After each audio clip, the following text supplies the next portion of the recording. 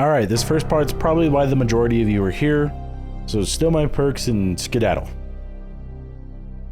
The perk Dead Hard is going to be nerfed as of July 2022. It has not yet been in place yet, but it is going to be nerfed. It's no longer going to be a viable option. Gone. Reduced to atoms. If you still want to run Dead Hard, go for it. I'm not going to stop you. I'm not the Dead by Daylight police. What I do see typically run are Spine Chill, Borrowed Time, and boons, such as Boon Healing and Boon Shadow Step. I don't typically run the boons. That's just because I don't have them unlocked for enough characters for me to get practice with them, but they can be really... Deliverance is kind of hit or miss, if you will. Hit or miss. I guess they never miss, huh? The reasoning behind these perks is pretty simple. Decisive Strike allows you to strike back at the killer, causing them to drop you after you've been hooked once, and it can be really clutch in certain situations, allowing you to get away and hide in order to survive and heal yourself with self-heal and get back into the fight. Do keep in mind, however, that Decisive Strike can only be used once per game. Deliverance is a little bit more situational on whether or not it's useful. It's basically just a gamble on whether or not it's going to pay off for you. If you spawn in next to the killer at the beginning of the game and you get downed immediately and hooked, you're kind of shit out of luck. However, if that's not the case and you're able to get one safe hook rescue, you will be able to earn a token for your deliverance. Now what that does is it gets you a 100% chance to getting off of a hook safely on your own. You don't need to have anybody else get you off the hook, which can be great to continue the looping and continue keeping the killer's aggro on you. That said, again, it is a liability, so if you're not comfortable with running that, don't do it. Or do, or don't. Again, it really doesn't matter to me. It's your personal preference.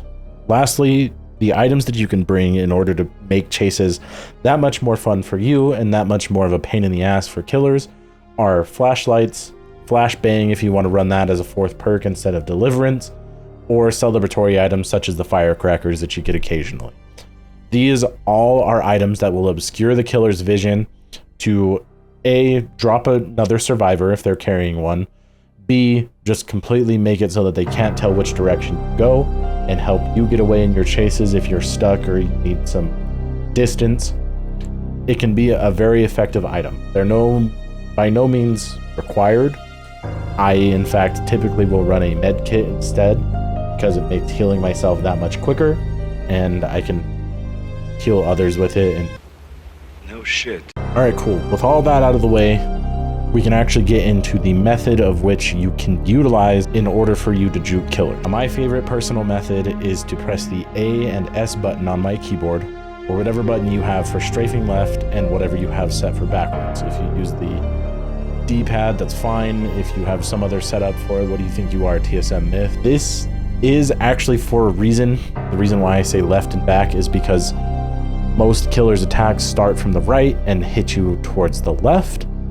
So the hitbox is right to left. It's more likely for you to be hit by the upward part of the hitbox than it is the very downward, and unless you get with a really skilled player that can swing and turn at the same time, probably going to be fine and you're not going to be punished for this method. That said, if you continue to do the same thing over and over again, eventually most killers are going to be able to punish you, so just don't spam the same method every single time.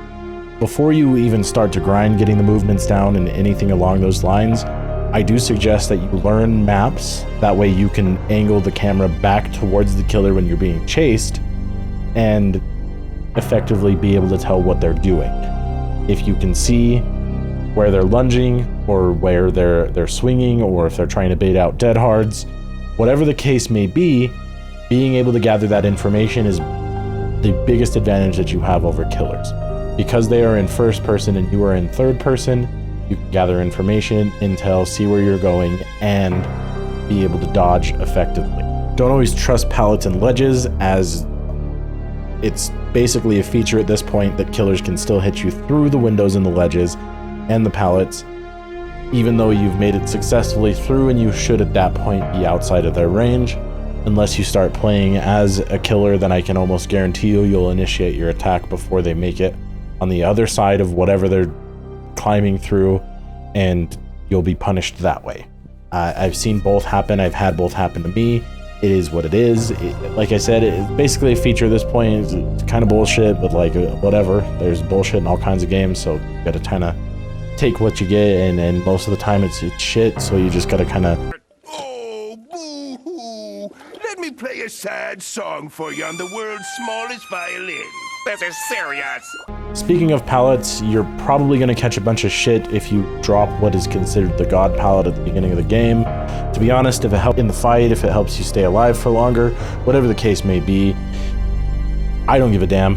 Do whatever you want to. Just do it. Who gives a fuck? Lastly, if you're having a hard time determining, what to do or having a hard time predicting what a killer is doing, I would suggest that you play as a killer. Your goal is to not become a god killer, or please, for the love of God, do not become a basement camping Bubba.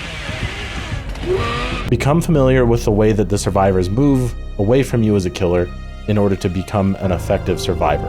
This is something that I decided to implement into my own gaming mechanics when I was new at the game, and it's something that gave me very, very valuable information.